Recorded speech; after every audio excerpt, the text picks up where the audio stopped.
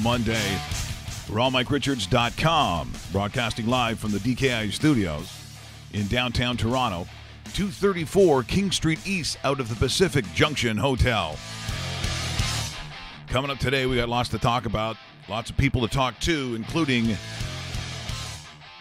the Open Championship. Slow, consistent, Cheech, Francesco Molinari. A lot of people, Dave, were obviously very excited because you actually saw a red shirt and black trousers on a Sunday. And then he quickly faded off the face of the back nine. He's never winning a major again. I agree 100%. Yeah. I've heard the talk, and I still think that, look, some players really badly underachieved. Dustin Johnson was... Yeah, no show. It was and John Rahm that everyone thought would do great. It just was one of those tournaments. Maybe it's Spieth. He came close, looked pretty good. Yeah, it could have been back-to-back. Yeah, it could have been back-to-back. But we'll talk more about that with John McCarthy. He's the associate managing editor and golf writer for the Toronto Sun and Sun Media. So we'll talk to him, get his take as he covered that tournament.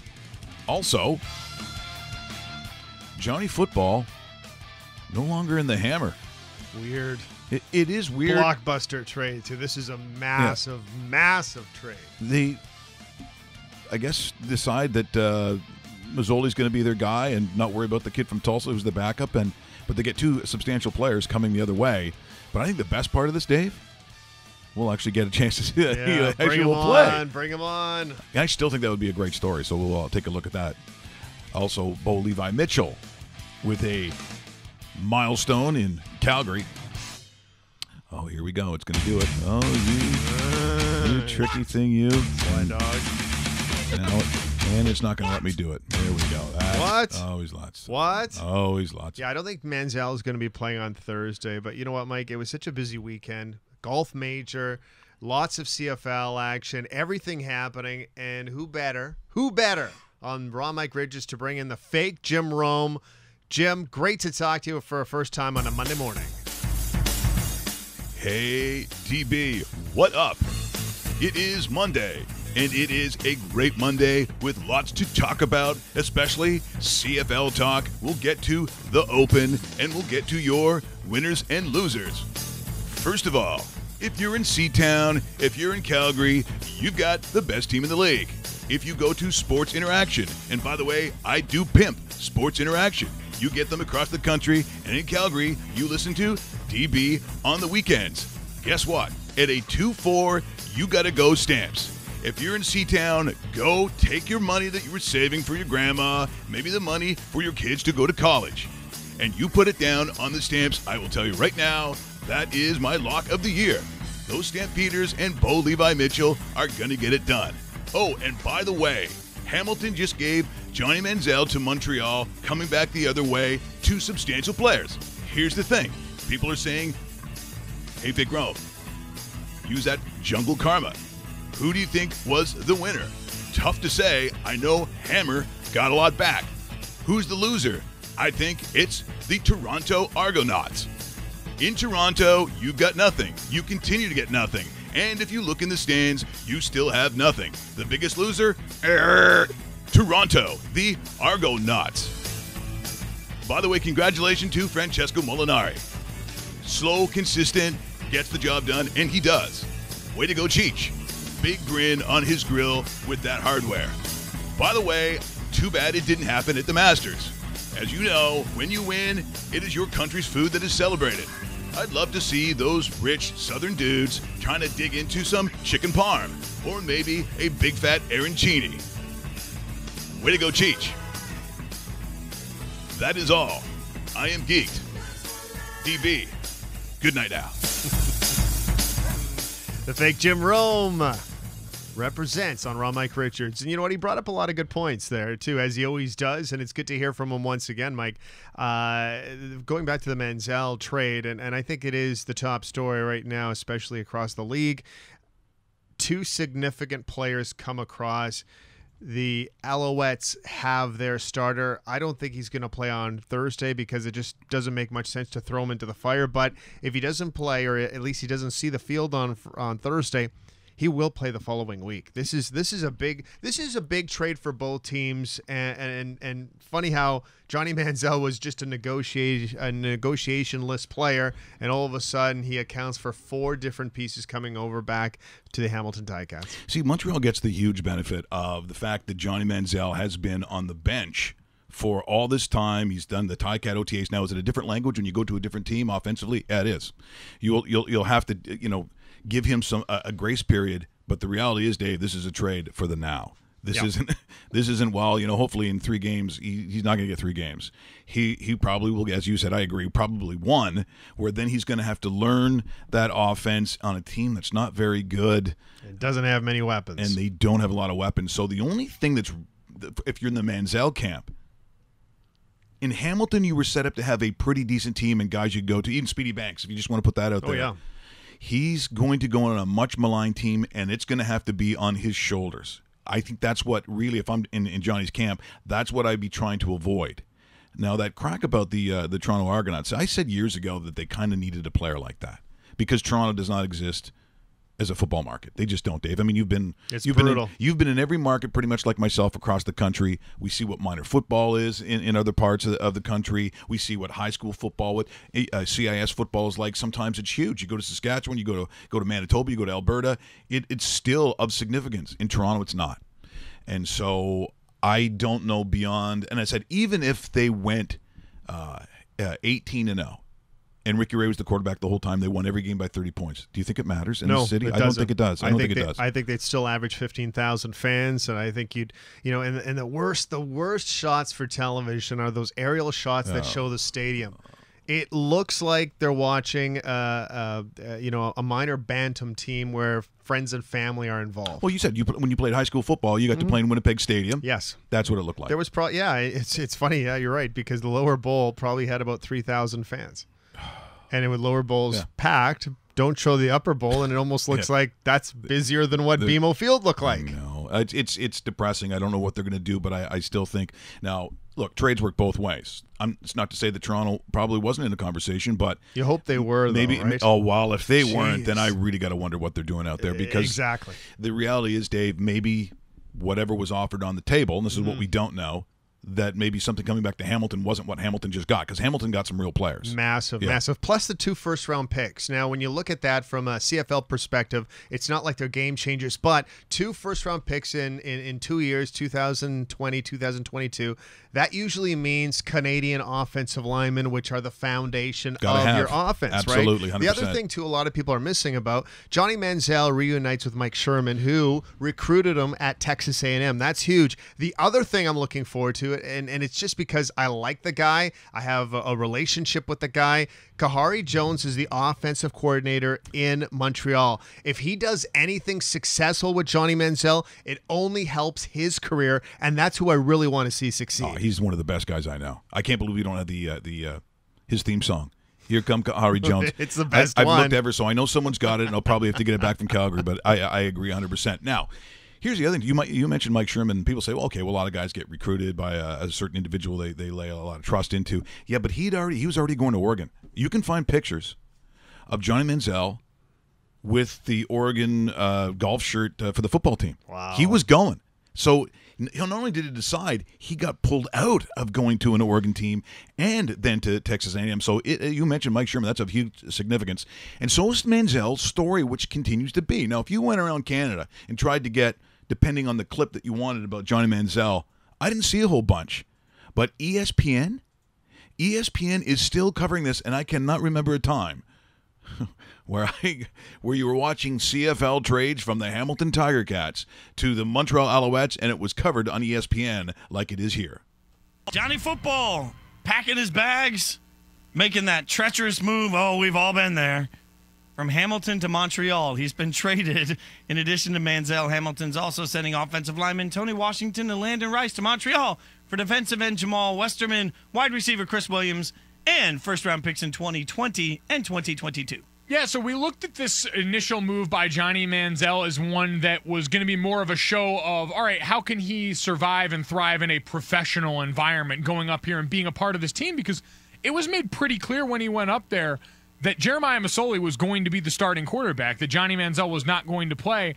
And that came true. And so 6 games in now with Montreal on the other side of this bottoming out, having already gone through 3 quarterbacks, the one thing we do know now is that Manziel showing up there means we're going to get to see him play. And so if you are a prospective NFL team, if you're someone who thought maybe he has some gas left in the tank, if you're someone who's just been following this along from a human interest standpoint, you're finally going to get some sort of payoff to this experiment of Johnny ending up in Canada. I can't take my mind off of the fact that Canada, which is an awesome, amazing place with awesome, amazing people, is so polite that Hamilton has decided to go in to their fans and say, hey, guys, if you spent money on a Johnny football jersey, we're going to give you a $100 gift card just to recoup sort of any expense you had. I mean, how polite is that? On the way, we traded your favorite player, but fear not, here's gift card. You decided to spend maybe $100 on a player who we told you was a backup, we said wasn't going to play, came up here and you knew it, and you still bought the jersey. I'm sorry, I'm keeping my $100. That is the cost of doing business. If you are Johnny Manziel's fiance, do you go in and be like, hey, I need my $100 gift card, right? That'd be cold-blooded. I mean, that would be you just mail that one back under cover of darkness. Trade it in and be like, excuse me, I would like my $100 gift card. We're leaving that in the past, hon. We're moving on to bigger and better things. That is from ESPN, and as I said, people say, well, why would you have to go there?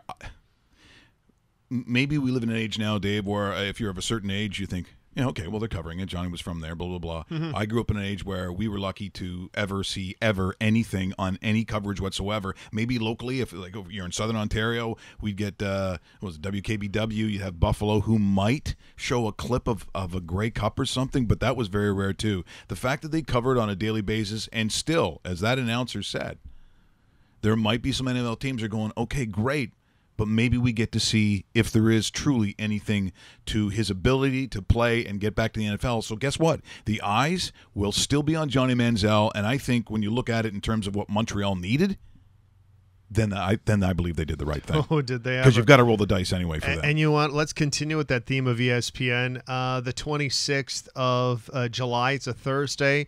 Highlights on ESPN will be of Johnny Manziel on the sideline watching it. Let's go forward and say the next game, August the 3rd. It's a Friday night. Hamilton and Montreal. Oh, well, there you go. That could be an ESPN game, too, that they're carrying, is it? Might be. Yes. I'm going to go as far as saying this. Johnny Manziel will start that game against Hamilton. It might lead ESPN that night. It's a Friday night. I think there's there might be one NFL exhibition game. If there isn't, that leads ESPN on Friday night. I don't disagree. You're watching rawmike.richards.com, or you're listening as a podcast, obviously. You've got iTunes, Stitcher, I don't know, there's a bunch of other ones too where you all seem to be going to it lately. We really appreciate it as the numbers are the biggest we've ever had. And, of course, on the dedicated YouTube channel. So if you want to get this and get all the highlights and get the promos that sometimes you don't get a chance to see, then you simply go to YouTube, look for Raw Mike Richards, and join up, and we love the fact that you're doing so. Also, Jim Rome had mentioned Bo Levi Mitchell. Well, of course, for Bo Levi, which, there were some health concerns. We weren't exactly sure, but the good news was that they got to play Montreal. Yes. And when you play Montreal, that means you got a chance to win. It's called Stat Night. Wow. You mentioned that. It's a big stat night for Bo Levi Mitchell. He passes Doug Flutie and goes to number 2 on the all-time Calgary passing list, once again, property of the CFL and Bell Media, Inc. Take to Jackson, seam right, Kamar Jordan, touchdown! 30 to pay dirt, and along with it, Bo Levi Mitchell passes Doug Flutie on the all-time Stampeder passing list. Built in 4 games last year. Well, there it is, and of course the rest of the game is basically wiped out. But once again, you have Bo Levi Mitchell surpassing Doug Flutie, which of course is still big news in Calgary. He was there. We showed when he spoke at an event. Still big news. He does college. He still does NCAA football. He's still a name of significance. But in this case, it's Bo Levi Mitchell getting by Doug Flutie, which means, of course. Someone said, well, you got to play one of the Flutie songs. Okay, I'll play one of the Flutie songs. How about something from little Neil Diamond? Flutie Traveling Salvation Show on rawmike.richards.com. Oh, losing days with the leaf at the helm and a sparse running game, it was bad. Yeah! In Buffalo, there was snow and no fun, and a quarterback fight. His name is Rob. But Flutie has been there before, a mountain at 5'4", and you know that Doug ain't done until the Chargers have won. San Diego's coming, the Chargers are a loving Flutie's salvation show. Grab the old Raiders and go tell the haters that he's ready to go. Dougie loves show, Dougie can throw. I said Chargers. I said Chargers. Flutie with loads of time. Oh, what a throw! Across the field to Curtis Conway. Doug Flutie, who was shunned by the National Football League for so many years, he didn't have a strong enough arm. Here comes Flutie, weaving his way to the end zone, hauled in, and it is a touchdown. Flutie's going to block Bruce Smith. He did! Flutie blocked his old teammate. Now you can really say Doug Flutie does it all. There's the snap. Here he is, looking, hit from behind, got away. He's on the run now. 15-10, Flutie's gone. Touchdown, Chargers. 13 yards by the former Buffalo Bill, Doug Flutie. With 1:10 left, the Chargers have retaken the lead, and I don't believe it. How about them Chargers? But there is a long way to go, and a lot of touchdowns to throw. And you know he's got what it takes. And give me some of those damn Flutie flakes. Flutie, Flutie, yeah! Yeah! Yeah! San Diego's coming, the Chargers are a loving Flutie's salvation show. Grab the old Raiders and go tell the haters that he's ready to go. Throw it, Dougie, yes!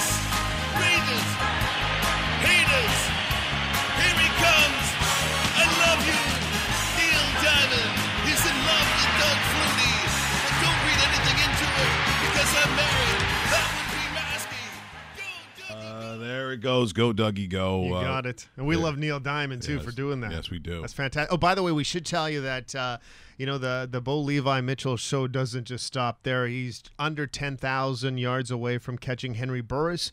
Obviously not going to happen this year, but you have to think that when everything's said and done, Bo Levi Mitchell will be number one on that list and hopefully a Grey Cup at the end of the year. I wonder if that means Hank's going to go on TSN and go, you think you can catch me? Suck it. Remember when he dropped that bomb on TSN because he said, I hear all those people talking about me. They say, oh, we can't get it done. Oh, yeah? Just suck it. I'm like, or suck on it or whatever it was. Well, we should get him on, too. Hank's a good guy. Yeah, you know what? He's one of the best guys I covered in the CFL, and a great story about Hank. So, many years, right? It's kind of in the prime of when I was doing a lot of television stuff. So I'm on an airplane with my wife in Ottawa, and all of a sudden there's about 10 different Ottawa Red Blacks that come on board because they're flying to Winnipeg to do some television a day before the actual flight gets in for the rest of the players. He walks on, he's looking around, and he looks over at me, nods, and says, "Hi, how you doing?" And I say to him in front of everybody on the plane, "It's going to be a rough night in Winnipeg on Friday." And he starts laughing, and he says to me, "You still like your team, don't you?" And my wife's like, "How does he know this?" He's like, he's that personable of a guy. Yes, he is. He honestly is. I'm putting Henry Burris in the same category as I put Akari Jones, and you know how I like Kahari Jones, a Milt Stegall, for coaches, guys like Dave Ritchie. These guys are the salt of the earth, and this is the reason why this league as a whole is so loved by a fan base, especially in Western Canada. I just wish we could say the same thing about Eastern Canada like we do in the West. Yeah, like we do all the time. No, it's a great point, Dave. Speaking of those that you've run into that are names of significance, you named a whole bunch of them there. Have you ever had what you would consider, because you've also done some movie work too. We just had Jeff Lumbee, which was a lot of fun on We're gonna Thursday. have to play that one day. One of my clips, because I felt jealous. Lumbee's was much better than mine. Well, that's a speaking part with a bona fide star. Yeah. And we'll get to another Heather Locklear clip that I know you haven't seen. We got it from underneath Russell's bed. He had it on a beta tape. Well, really? Yeah. Wow. Or as he likes to say, well, my master beta tape. Okay. Yeah. Interesting. Well, beta was always better quality. It was. Oh, it was. VHS, but VHS was just more. It won. Yeah. It doesn't necessarily mean the better won because it didn't. Who's the biggest star you think by surprise? Maybe or maybe it was because it's tough because you've covered a lot of things professionally. Yeah. But have you had what you would consider a brush of greatness? In what way, Mike? What do you So all of a sudden it could be at a restaurant, you could be actually covering an event, maybe you're at a concert or whatever, and all of a sudden you turn around or you're in the same place as someone like that that you don't just see, but you actually might even have words. Because maybe again because you've covered things professionally. Yeah. If you've got to go cover Mick Jagger and Mick Jagger's there in your interview, I guess it would be a brush with greatness, but it was paid for. It was a professional coverage. Well, I won't say it was a brush of greatness, but my wife still bugs me to this day about it. But I remember being out in a club with my wife when we were dating, and so this is still the DJ Styles era. Well, it's out of it because I was committed to her. Oh, okay, all right. Committed is the right word. Yeah, okay, all right, committed. and Coach Frank will like this story.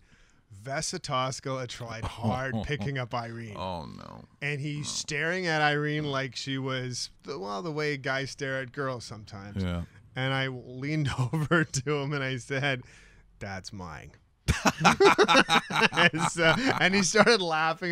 Now, I wouldn't say brush of greatness, but I've met a lot of guys casually. Like I've had breakfast with Jason Spezza just by random accident because he kind of lived in the same area as I do here on King West, or used to, right? And when you're walking, I've seen, rest in peace, by the way, Ray Emery countless times in the district's eye.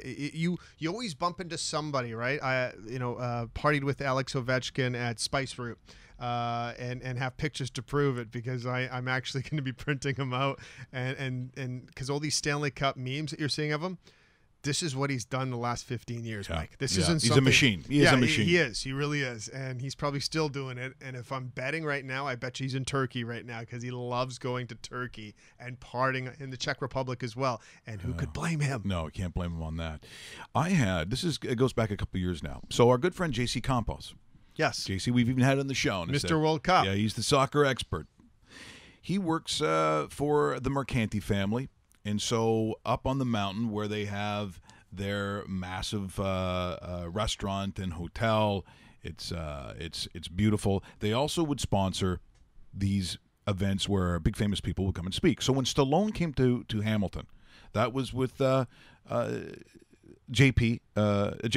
Campos, and I was going to say Mercanti. So they invited us up there.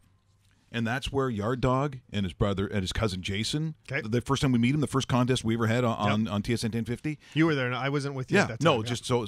I was working with you, but I never went up to Hamilton. So we go there, but they also had one in Toronto. They had one in Toronto where it was Al Pacino. And so I do remember this. The greatest seats of all time. So I'm watching the show, and there's Al up there talking away. It was so good. Telling all the funny stories. And I'm in a good mood because I'm not working. So I sit down. Everyone's going to this bar underneath at Massey Hall where you might have a chance to meet him. But I don't really care about that. I mean, he's a big star. He's busy. Sure.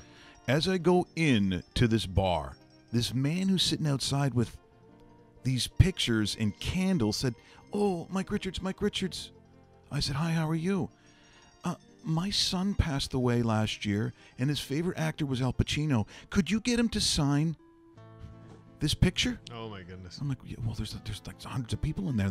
I don't know. He goes, oh, but you seem like such a good. We watch you. My son. You were his favorite. Oh, so I thought Al Pacino was the favorite. Anyway, so you should have countered with that. He gives me this photo of Al Pacino, and so I'm sitting at the bar sweating. Because he's being rushed around, camera ball, bulbs are going off, all the excitement. No one's coming near. I'm standing at the bar and I'm sweating. The bartender recognized me. He goes, "Hey, Richards, what are you doing here?" I said, "Well, I thought I was just coming to see the show, and then all of a sudden, now I got to get him to autograph a picture of a supposedly dead guy." He goes, "Good luck with that. The drinks are on the house." So I start having some drinks, and I'm not getting close. Good enough for me. Well, lo and behold, for just some reason, as he's being paraded around this jam-packed bar. Who's standing in front of me? But Al Pacino. Unbelievable. And pictures to prove it. And I got a picture. So there's a picture right here of him. I actually get him to sign it. But it was the meeting that was face-to-face. What do you say? I've never been, for a lack of words. You should have talked to him in the same voice as Al Pacino. That's what you should have done. He comes up and says, "So, how you doing?" I'm like, I'm very, very, look, you can see the picture of me. I'm babbling. I'm like, thanks for coming to Toronto, and Toronto loves you, and good you. Thanks for that. Do you need something else? It was. I said, well, see, here's a funny story. I have a picture of you that I needed signed for a boy who passed away a year ago, and they want to put it on his grave. So that's when I handed it to him. I said, give me the picture. And as he signs it, he looks at me and he smiles. And he says, look what I did. I signed it right over the ear. There you go. And walks away. And I'm like, I can't believe this is like Maradona's, hand of God. This is the most amazing thing. I can't believe this didn't happen. That's a great story. So I go out and I give this picture to this family. I'm thinking they're probably going to be crying. They can't believe what I did. And I go, there you go. I got it signed by Al Pacino. And the guy goes, thanks, and goes up the stairs. I turn around. I go, what? Wow. So I go up to JP McCann. He goes, oh. Well, probably there's not really no dead son or grave. No. Yeah. So no hand of God? No. No, but I understand you got free drinks tonight. I think that's a win for you. It's a W, yes. For the W. But I'm telling you, to actually then be standing in front of Al Pacino. That's pretty cool. And what can I do for you? I don't know. I'm scared. Like I wasn't good in that. It wasn't on my show. I wasn't prepared for it, and I certainly didn't expect in this milling of hundreds of people jammed in there that the cameras come by and he stops right in front of me and looks right at me eye to eye. That was weird.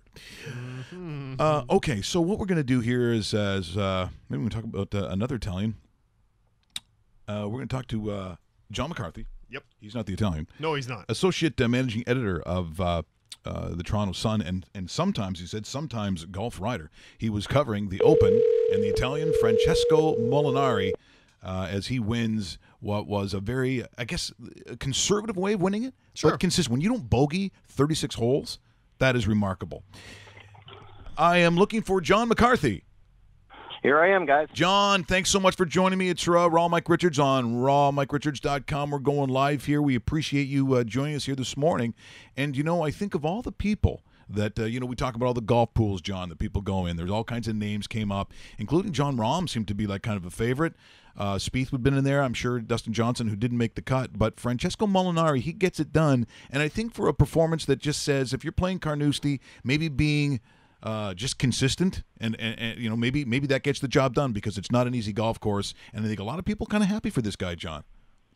No, I think you're right, and I think as far as the golf pools or fantasies, it's sort of the kind of guy that was checking the stats and looking up the past weeks would be the guy that might have stuck Molinari in his group because he has 3 wins and 2 second places in his last 6 starts worldwide. So he was the hottest golfer in the world, but he was just still flying under the radar because everybody wants to talk about the Tigers and the Rorys and the Spieths. But he's always been a fantastic ball striker, which people would recognize him from Ryder Cups, where he's a tough guy to play because he keeps putting it in the fairway, But the putter has always been his nemesis, and he's obviously figured that out. But around the British Open courses, you're right, it might be more of a plotter's kind of course. Well, you mentioned the Ryder Cup very often. Like when we see these kinds of tournaments, I tend to like a lot of Europeans just because of the way that they've grown up playing that game. It's not that they probably don't live in North America. It's just culturally and that's why I think sometimes the U.S. has such a difficult time, especially when they go over. It's the Ryder Cup is very exciting. It's like a rock concert, and the true rock stars tend to be the Europeans. Now, that being said, I know there was a lot of noise made about Tiger Woods, and I'll be interested to hear your opinion. But, I mean, I think it's exciting when that happens, when he's actually in the running and at one point in the lead. But I still have a hard time. You mentioned ball striking from Molinari. There's just so many good golfers in the top, let's say, 20, 25, maybe even 30, that the chances of Tiger winning another major, for me, I don't see it happening. What do you think? Well, I think people can look at yesterday and they can take it either way. I think more people are going to say his game looks ready. Like, you can't play. It's Tiger Woods. He's playing that well. He's going to get chances and he's going to win one because he is hitting. I mean, he's still hitting shots that, frankly, other people aren't hitting or can't hit. Like, he had that fairway bunker on 10 where I think he had a pitching wedge 150 yards, but it had to go 150 yards straight up before it landed. And that was sort of that vintage moonshot of Tiger's. But in this instance, he had about 15, 20 feet to convert that birdie, and he missed that. And that was sort of where it turned, because then he doubled 11, he bogeyed 12. So I think that was the moment. I mean, he hit the Tiger shot, and if he had converted that birdie, then maybe, everything starts clicking again. But it is a bit amazing that the final part of this puzzle of his comeback seems to be his ability to put it away, and it's almost like the mental side of winning, which, of all the different things that have gone wrong with his back and his private life and his swing, to think that the thing that he can't seem to put together is the ability to put away a tournament when he seems to be running good it's almost unbelievable to think, because that was the given for 15 years. It was the automatic part was that he'll put it away when he's in position. So you can look at it and say his game's right there, or you can look at it and say, well, he was right there and he couldn't put it away, which might, come back next time he's in that position. I'm sure he's going to be thinking about it. Yeah, he certainly will. And John, great talking to you this morning. Thanks for joining us. It's funny you said that, because that was kind of my next point. It's almost like as golf watchers and people that have covered the game, if you see Tiger Woods put on the red shirt on a Sunday, it's almost like you've caught Superman in some sort of phone booth, because you think, okay, I know how this story ends, but we just haven't seen it. And yesterday was just another example, as you brought up, that maybe that part of his game just isn't there. And I'm not sure what it's going to take to get to the next level. I don't know if he has another major in him. I think he has another tournament win in him somewhere down the line, if it's a Honda Classic, a Buick Open, or whatever the hell he's going to be golfing in the next couple of years. But man, it's a different side of Tiger, where maybe looking at him in the red shirt doesn't instantly mean, oh, this is a W, isn't it? No, and actually the best news for Tiger out of this weekend was his good finish has put him to number 50 in the world ranking. So in 2 weeks they play the World Golf Championship at Firestone, and he's owned that tournament more than he's owned any tournament in his whole career. He's won it 8 times at that golf course, and he had to be in the top 50 in the world ranking to qualify. So he got it on the number. He's number 50. So in 2 weeks, we'll see him at Firestone, actually where the tournament is playing for the final time. It's going to move to a different golf course. So this is the last chance to play this golf course where he's won 8 times. So if you've got any bad feelings from this week, he's got his most comfortable golf course in 2 weeks to try and shake it off and put the pedal down. So it will be interesting. But I was thinking of it. You got a 42-year-old Tiger Woods, and I'm thinking of it like any suburban guy out here. You say you fix your lawnmower's been broken. You spend all winter fixing it. Then you get it outside, and maybe the neighbors are walking around, and you pull on that starter, and it just doesn't start. And now you're ripping on that starter, and it doesn't start. So then now he's putting it back in the garage for a couple weeks, or maybe to the PGA Championship and the next big opportunity. But then he's got to bring that new lawnmower back out with the neighbors watching, and he's not gonna feel quite as confident when he's reaching for that starter. So we're gonna find out. We're gonna find out, though. We've all done that. We're in conversation with John McCarthy from the Toronto Sun, associate managing editor and golf writer. We're talking about the Open. We did see, once again, a chance perhaps for Jordan Spieth to win back-to-back. I mean, he certainly has the talent for that. But I always find it strange, John, whenever that name comes up, and I don't feel this way, but some people really do, they don't like him. There's immediate, like, oh, God, Spieth. What a dick. I'm like, why? What did he do? Did he break into your house? Did he ruin your favorite hockey jersey? Like, do you get that sense of for some reason that there's something that's disliked about Jordan Spieth? Because I honestly, deep down, I don't feel it. I mean, I like the guy. I think it's sometimes when people are too perfect. I mean, when you have the blonde hair, the all-American look, and you've won 3 majors at 24, I think there's a bit of, I don't know if it's just jealousy, but somebody seems too perfect. And And in his first couple of years, there was a lot of canned answers. You could tell as a teenager in junior golf where he won, everything. I think he was coached to, never say the wrong thing, always thank everybody around you. And he's example one of the kind of player that says, oh, we need to have a good round today. We, meaning him and his caddy and his team, when we all sort of know it's only you out there. It's a one-man sport, but I think they use that word we, and that kind of maybe might rub some people the wrong way. But in the past couple of years, I actually think his personality has come out. I remember he said he threw out the first pitch after he won the U.S. Open, I think in 2015 at a Red Sox game, and he threw it out left-handed. And nobody knew he was left-handed. And so at the next golf tournament, somebody said, well, you're left-handed. Why didn't you play golf left-handed? And he said, well, I want to give everybody else a chance too, which was there we go. But that's when I started actually enjoying that we weren't getting the canned answers. So, I'm not sure why people don't like him. One thing I do know is if you're a fan of his, he might be the only guy harder to root for as a fan, gets you more nervous than, say, a Tiger on his comeback, because he always seems to be playing on the edge of catastrophe. It's either he's talking to his ball right from the first hole, he's talking to himself, he's talking to his caddy, his ball's in, some bush 60 yards off the fairway. So it must be very difficult to be a fan of his, because he always looks like, and he always does go one way or the other. But he's had the 54-hole lead in a major 6 times, and he's 24 years old. So that is just unbelievable stuff. Yeah, final question from me, John. Canadian Open is next on the docket, so they're going to be in our backyard. What should we expect, and what are you hoping to see come Thursday when the golfers are live in front of us? Well, I was pleasantly surprised with the final field was announced over the weekend, and it's one of the best fields of a regular PGA Tour event, not a major, not a WGC. But we've got the world number 1, Dustin Johnson. We got the U.S. Open champion, Brooks Koepka. We got Bubba Watson, Sergio Garcia, Tommy Fleetwood, who's a lot of people are enjoying to watch nowadays. Tony Finau, Kevin Kisner, who everybody saw on the weekend. I thought he was an interesting story. He was just making bombs all weekend, and you kept saying, or all week, this can't keep up all week, and it almost did. But I think a good backstory on him is 2 years ago, he was suspended from his home course for drinking beer and racing golf carts. So if you can't cheer for that guy, I don't know who you can. That's what golf courses are for. Come on, that's what you do. I worked at a golf course. That was every night.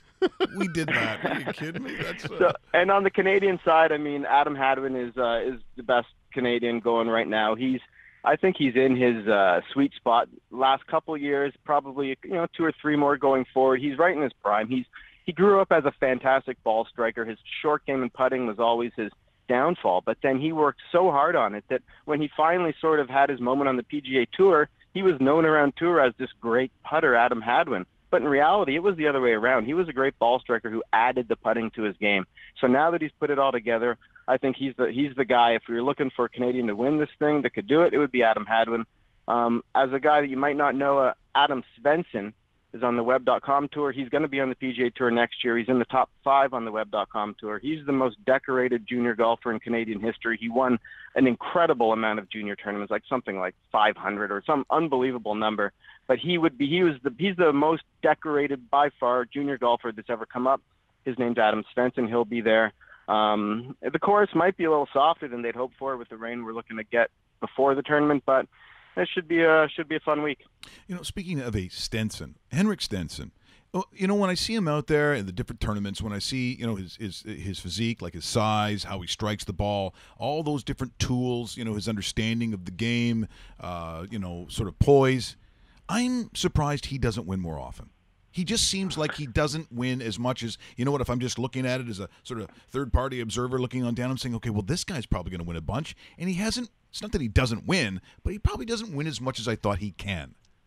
No, you're right. And I think he's given himself a bit of a shorter window than other super top players, because early in his career, he actually had the driver yips, which is, it's almost the rarest kind of yips. We all have heard of the putting yips. We've seen a bit of the chipping yips, and some people said Tiger had it for a bit, and Dillette had struggled a bit. But the driver yips are a whole different beast. You pull that big club back, and you don't know where it's going to go. So whenever you see, they always talk about his great 3-wood and how it's the greatest 3-wood anybody on tour has. But he has that 3-wood because he went through a period of time with the driver yips. So he does have everything, and he's a great U.S. Open type player. I mean, hits that 3-wood on the fairway, maybe the best iron player there is. So he's got it all, but again, he's a little older than people have probably thought because he might have given himself a bit of a shorter window for his prime. John, great job here today. Just a thrill having you on the show. You did a wonderful job, and hopefully we'll get a chance to catch up with you again because that was a lot of fun today. Yeah, anytime, guys. Thanks. That is John McCarthy, Associate Managing Editor and golf writer for Toronto Sun and Sun Media. Did a real nice job there. A really nice job. It's the first time we've actually had him on the show. Yeah, no, that's exactly it. I've read a lot of his work, and he does awesome stuff for the Toronto Sun, Sun Media. And you know what? It was worth a phone call, and obviously somebody that we want to bring back to the show. Speaking of bringing people back. Yes. We had Jeff Lumby on, legendary broadcaster. Mm-hmm. He was in a movie called Perfect Man with Heather Locklear. That movie, not as legendary. No. But certainly she is. People being so hard on her, saying all these bad things about her. Well, if you watch this clip, there's nothing bad I have to say about it. Although I'm not sure the dancing career went as far as she liked, but Heather Locklear on TJ Hooker, dancing / strip joint moves. You want to be happy today? You're welcome.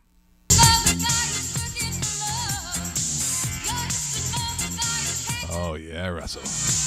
Yeah, that's good dance moves right there, Dave. She's practiced this. Yeah. Oh, that's good. See, there you go. That's a standard 1985 House of Lancaster move right there. Or caddies. Yeah, look at this. Is good. Tell me you wouldn't love this in about 1981. This is already better than caddy. Yeah. Yeah, 2 arms.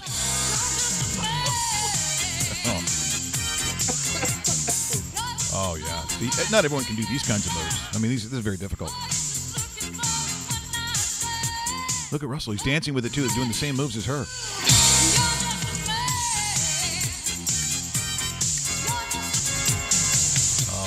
Come on, ladies. She means business when she snaps her fingers.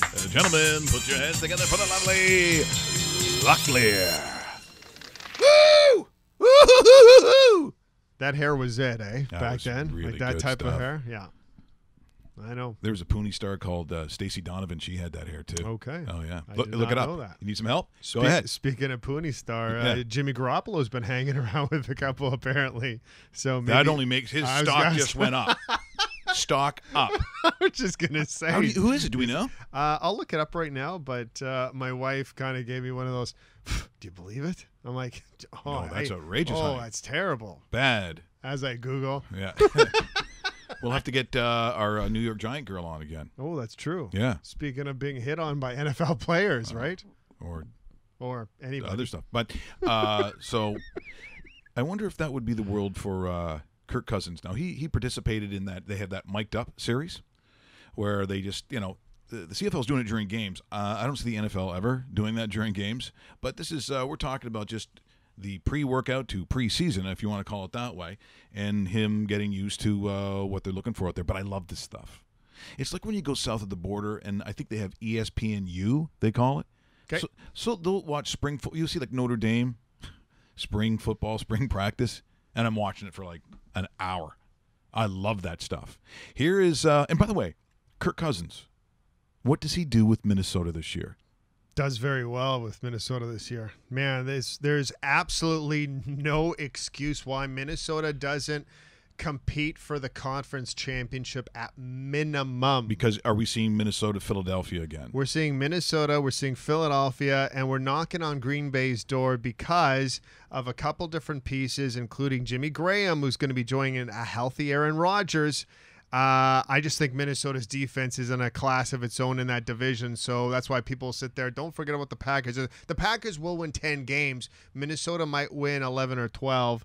I love the Philadelphia pick, and I think a little bit of a sleeper, don't sleep on the Los Angeles Rams this year, because I think the Rams are part of the scenario, and the Saints have learned a lot from what they did last year. They still have the stud at quarterback, even though he's kind of on last call, but the defense is getting stronger and probably should have been in the conference final if it wasn't for a couple of, let's say mental breakdowns in the defensive secondary, and we don't need to relive those again. Well, you just, we very often we do that believe or not believe. And you mentioned 4 teams right off the top. So if you go, so best conference by far. Philadelphia, Minnesota, Rams. If you throw the States in there, you mentioned the Packers. You're looking at some substantial and really good teams. I hope, because I'll be honest, when there aren't a lot of great teams, you get a lot of middle area football, and it's terrible to watch on a Sunday. If it wasn't for gambling or being in your pools, why would you be watching some of these games? So this is what the NFL calls mic'd up. This is courtesy, once again, and property of the National Football League, the Minnesota Vikings. Here is the secret voice of Kirk Cousins. Can I have a catch with you, jabronis?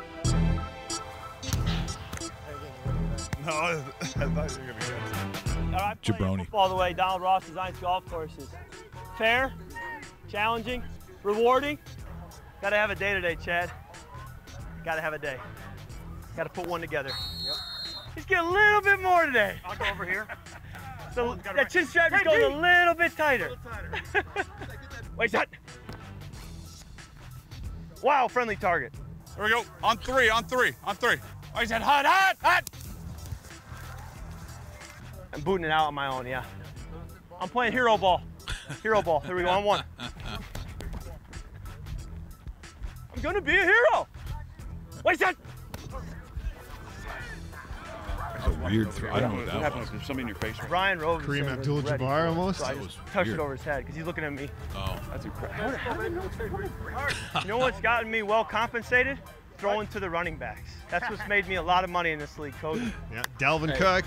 I might be able to get that house in winter. Hey, amen, brother. Oh, we're out here in Disneyland. This is Disneyland out here. Okay, here we go. Sunday, shot. Oh, I love it. Where do you want it? Yes. It's a rep.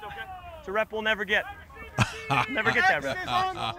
That is excellent stuff. Once again, property of the National Football League and the Minnesota Vikings. There is Kirk Cousins mic'd up. And you can see already, like, to me, because there is so much involved in making a successful football team. I often describe it like a car.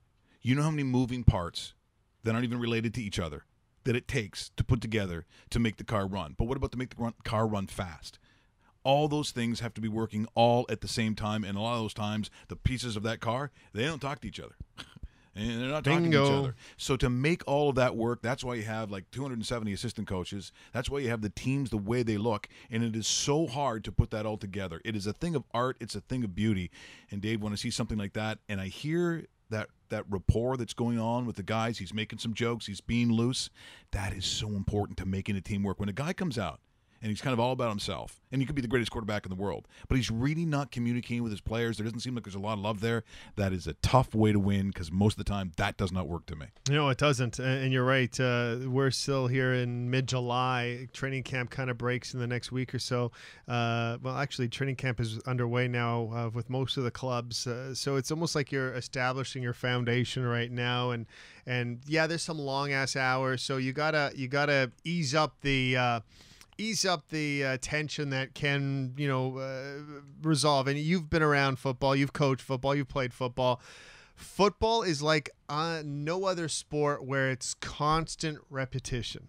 It's play after play. Like you saw some of them there on the screen, and that they'll go through out patterns, in patterns, 10, 15 straight times before they get it right. It just, and some of it, after a while, it kind of sits there and goes, okay, we get it. Let's move on. I need to know that my quarterback and everyone else on the team can do it in their sleep. Yeah. Let's just say the comparison where hockey, where you go out there and you do this for 15, 20 minutes and then you go, okay, scrimmage. There's no such thing as scrimmage with the NFL, or limited, I should say, because they do have skeleton and stuff like that, but it's a lot of breakdown defense, breakdown offense, kind of signal out the back, signal out the receivers, tight, whatever you want. It's all again. You know, it's almost like watching The Miracle with Herb Brooks, where he keeps on saying, okay, again. We keep on going. We go. My constant phrase, like it is for every other football coach when you're doing this. On the ball. That's true. It's on the ball. It's true. Like, hey, we did that on the ball. Yeah, let's do it again. Again. It's So, just so speaking of Jimmy Garoppolo, as we did before that, this is currently who he's dating right now, and we'll throw it up, Mike, and maybe an evaluation from you. This is Kira Maya. Kira Maya. So for more on this, let's go down to Russell as we look and hear the music. Adult film star specialist, Russell Graham. Yep. Russell, what is your analysis? Solid 9.5, maybe pushing a 10. Did you just do a culp thing there? Wow. Do you love her? Not quite there yet.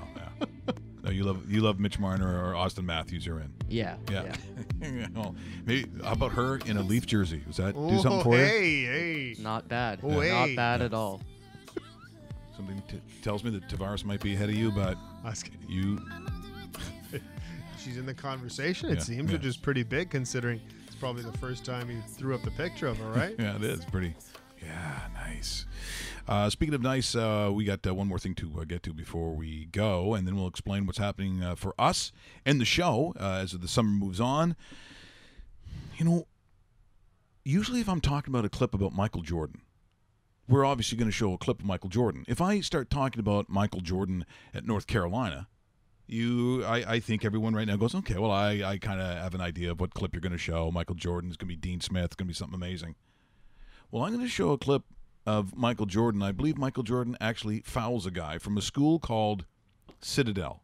The Citadel. Yes. Yeah. If you're waiting for them to get March Madness, I'm not saying that they never have, but generally it's not going to be. What I think is interesting is after Michael Jordan fouls this guy is the way he shoots his free throw. You think you know? No. You don't know. Once again, property of the NCAA, probably, I don't know, let's say the ACC, who knows, ESPN, NBC, Fox. Here's what it looks like when Michael Jordan fouls a guy who says, you know what?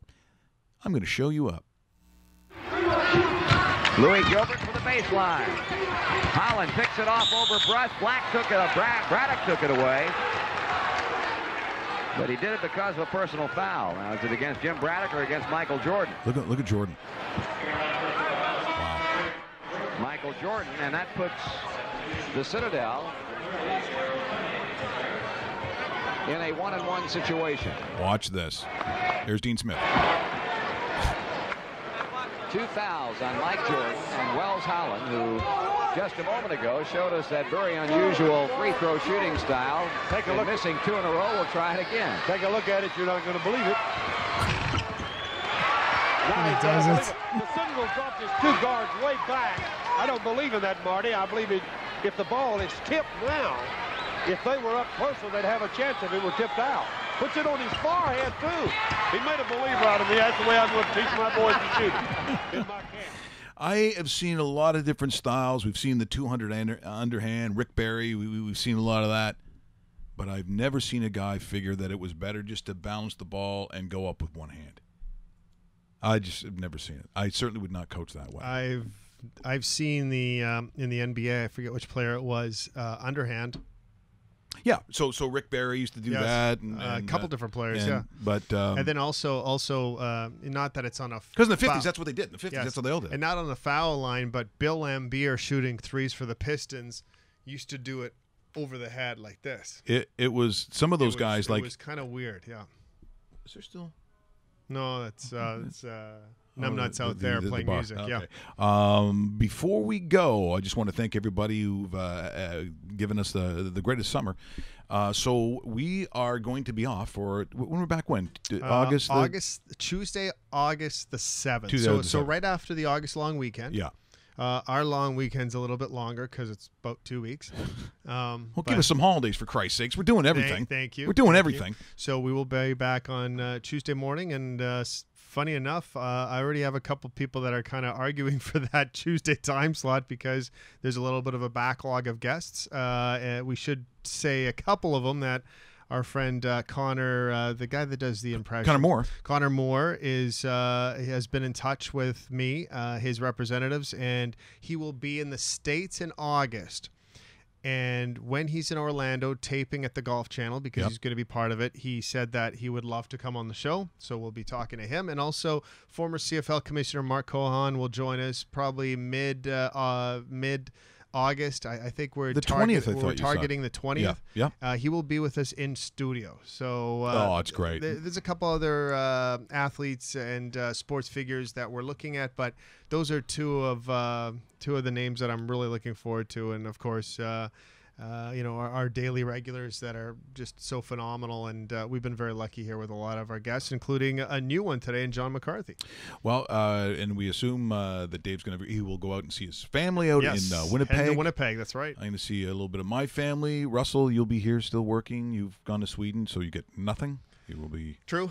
You'll be washing dishes here at the Pacific Junction Hotel, and I got to tell you, when you talk about washing and the Pacific Junction Hotel, you don't want it. What's this? I wouldn't go in there if I were you. Especially on a Monday. You want to go do karate in the garage? Yes. It's time! Would like to thank our guest, John McCarthy, Associate Managing Editor and Golf Writer for Sun Media, in this case, the Toronto Sun. It was great looking back at a lot of the CFL stuff here today, when we can squeeze in the Neil Diamond, Doug Flutie songs, or the David Lee Roth, or the other ones. We're going to do it. Let's get ready to rock. And therefore, congratulations to Bo Levi Mitchell. Number 2 on that list. Look out, Hank. Look out, Hank. He's coming for you. Have yourself a great week.